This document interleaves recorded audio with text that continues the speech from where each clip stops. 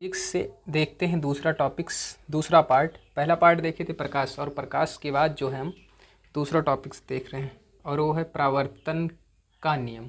बहुत important question है high school और 12th दोनों से।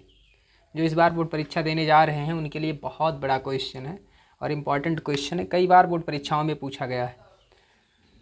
इससे पहले दो बच्चों ने कमेंट किया, एक क्लास 8 का एक बच्चे ने कमेंट किया था, कहा था सर कि क्लास 8 का पढ़ाइए, और एक 9th से कमेंट आया था सर 9th का पढ़ाइए, बट उन बच्चों ने टॉपिक्स नहीं बताया।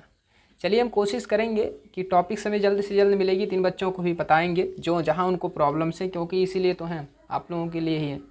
हम जो भी करना चाहते हैं वो बच्चों के लिए ही करना चाहते हैं।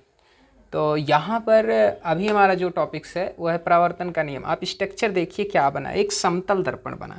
ये समतल दर्पण है, देखो यहाँ पर लिखा गया समतल दर्पण, और ये समतल दर्पण जो है M1 और M2 है।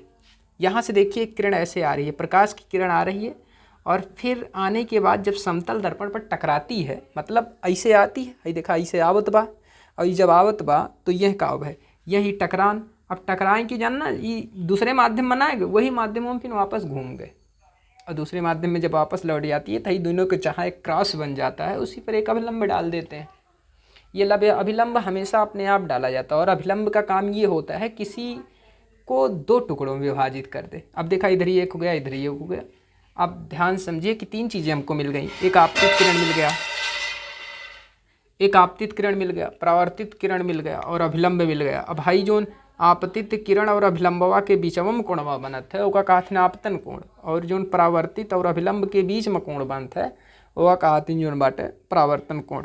और भाई तीनों जहाँ मिल जाते हैं वो होते आपतन बिंदु। अब एका कोनो बताओ जरूरत ना लगे, स्ट्रक्चर ये देखो, स्ट्रक्चर को ध्यान से आप स्क्रीनशॉट ले लिया करो।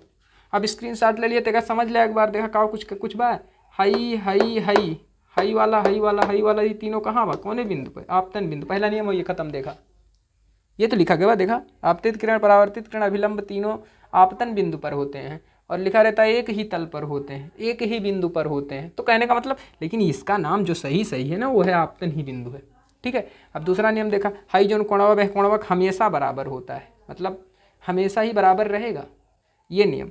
और इसके बाद अगली जो टॉपिक्स आएगी वो आएगी अवतल दर्पण के लिए, यानी कि हम पढ़ेंगे गोलीय दर्पण, और उस गोलीय दर्पण में जो पढ़ेंगे वो पढ़ेंगे अवतल दर्पण के लिए UVF में संबंध।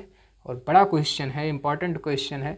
ये वीडियो आपको परसों मिल जाएगा, कल नहीं परसों मिल जाएगा। नेक्स्ट टॉपिक्स पर आएंगे। और जो बच्चे कमेंट करते हैं कि सर ये बता दीजिए इस क्लास का पढ़ाइए, उनके लिए एक अनुरोध है कि वो अपना टॉपिक्स दे दें कि सर मुझे इस सब्जेक्ट ये सब्जेक्ट नहीं आता है, इस सब्जेक्ट को पढ़ाइए, तो मैं उसके अकॉर्डिंग पढ़ाऊंगा। बताइए, आप लोगों में इतना कमेंट कर देते हैं बट ये सब्जेक्ट नहीं बताते, सर ये सब्जेक्ट नहीं आता, ये चीज़ नहीं आती, तो कैसे बताओ, कैसे बताएं।